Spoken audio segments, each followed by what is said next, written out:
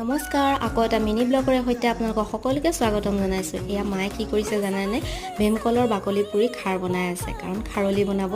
তাৰপিছতে এয়া কলপাত কেইখনমান এনেকৈ অকণমান লেৰেলাই লৈছে। মায়ে কি কৰে জানেনে? ধুনীয়াকৈ সৰিয়হখিনি বজাৰৰ পৰা আনি ধুই মিক্সিত গুড়ি কৰি একদম ধুনীয়াকৈ ফ্ৰিজত ভৰাই থৈ দিয়ে গুড়ি কৰি। এনেকৈ আপোনালোকেও এনেকৈ থয় নেকি জনাবচোন। সৰিয়হৰ গুড়িখিনি উলিয়াই লৈ তাতে অকণমান নিমখ দি দিলে। তাৰপিছতে এয়া খাৰখিনি অকণমান চাকি লৈছে, ভীমকলৰ বাকলিৰ খাৰ, আৰু ইয়াত দি ধুনীয়াকৈ সানি লাডু লাডু কৰি দিব। সঁচাকৈ বিৰাট ভাল লাগে খাই। আপোনালোকে কেনেকুৱা পায় জনাবচোন দেই। মই পিছে পানী টেঙাটো ইমান ভাল নাপাওঁ, কিন্তু খাৰলিটো যে বহুত বেছি ভাল পাওঁ, কাৰণ মই সুদায়ো খাই থাকোঁ।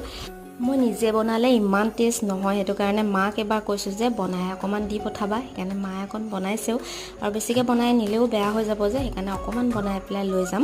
পুৰিয়া বটলো লৈ যাম, বেয়া হ'লেও নিজেই বনাই খাম আৰু। তেতিয়াহ'লে আজিলৈ আহিছোঁ, বাই বাই।